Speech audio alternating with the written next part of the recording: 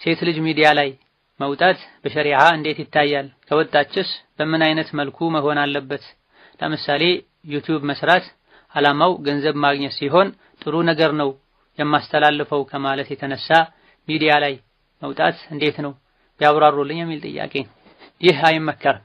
አላህ ተባረከ ወተዓላ ሴትን ልጅ ወቀርነ ፊ ቡዩቲኩነ ወላ ተበረጅነ ተበሩጀል ጃሂልየቲል ኡላ ወአቂምነ ሶላተ ወአቲነ ዘካተ ወአጢዕነ አላህ ወረሱለሁ ብሏቸዋል። ሴቶች ሆይ እቤታችሁ ውስጥ እርጉ፣ አትገላለጡ፣ ሶላታችሁን በአግባቡ ስገዱ፣ ዘካችሁን ስጡ፣ አላህና መልእክተኛውን ታዘዙ ብሏል። ሴት ልጅ ቤት ተቀመጥ የተባለው ከወንድ አይን እንድትርቅ ነው። ወንድ እንዳያያት ወንድ እንዳታይ ነው።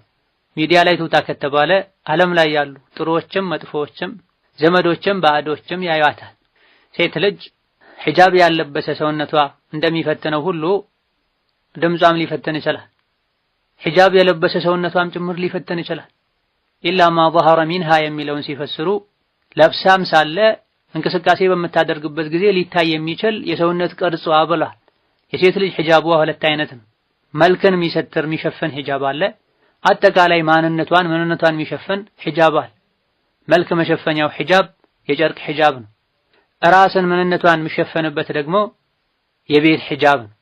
ሁለቱንም ሒጃቦች ልታደርግ ይገባታል። ወቀርነ ፊ ቡዩቲኩን የሚለው ራሷን የምትሰትርበት ሒጃቧ ነው። ቤት ቁጭ በይ።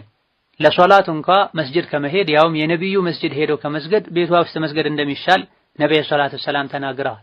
ይህ የሆነው የሴት ልጅ መውጣት ከወንድ ጋር መገናኘት መተያየት ፈተናው የከፋ ስለሆነ ነው። ቡኻሪና ሙስሊም በዘገቡት ሐዲስ ማ ተረክቱ ባዕዲ ፊትነተን አضر على الرجال من النساء ብለዋል ነብዩ ሰለላሁ ዐለይሂ ወሰለም።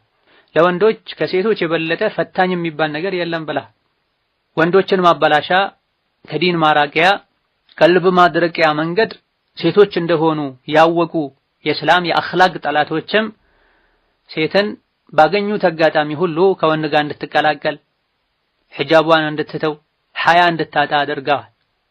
ሚዲያ ላይ እንድትሳተፍም ያደረጉት እነሱ ናቸው። የሚታየው የሚሰማው የሚነበበው ሚዲያ ላይ አይሻ ረዲየላሁ ዐንሃ ወንዶችን ታስተምር ነበር አይደል እንዴ እያሉ ጥያቄ ያነሳሉ፣ አልፎም ይከራከራል።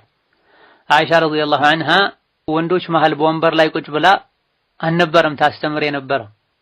እቤቷ ቁጭ ብላ አንዳንድ ሱሐቦች የመጡ ነበር ፈትዋ የሚጠይቁት ያልገባቸውን እነሱ ማያውቁትን ከነቢ ቅርብ ከመሆኑ አንፃር የምታውቀውን ነበር የሚጠይቁት እንጂ ለወንዶችም ይሁን ለሴቶች ቋሚ ፕሮግራም ይዛ የሄደች የወጣች አልነበረም የምታስተምር።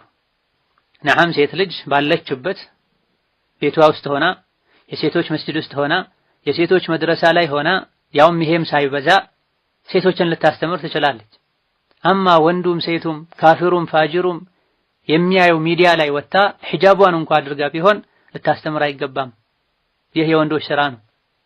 አላህ ተባረከ ወተዓላ የሴት ነብይ ያላከበት አንዱ ምክንያትም ይሄ ነው። ዲናችን ማንኛውም ፊትና የሚያመጣን ነገር በሩን እንድንዘጋ አስቀድሞ አዘውናል። ሴቶች ሆይ ስትነጋገሩ ድምጻችሁን አታለሳልሱ፣ ልቡ ላይ በሽታ ያለበት ሸር ይከጅላል፣ ስትራመዱም ጫማችሁን አታስጭሁ ኢላ ገይሪ ዛሊክ ብሏል አላህ ተባረከ ወተዓላ። ስትራመድ ጫማዋን እንዳታስጭሁ ተከልክላ ሳለ ሚዲያ ላይ ወጣ እየሳቀች እያሳቀች ተናገር ብሎ ሸሪዓ ይፈቅዳል ማለት በጣም ከባድ። ሴቶችን ዕቃ ስትጠይቋቸው ከመጋረጃ በስተጀርባ ጠይቋቸው እያለ አላህ ተባረከ ወተዓላ ሚዲያ ላይ ወጣ ምናልባትም እጆቿ እየታዩ ጭራሽ ሁሉ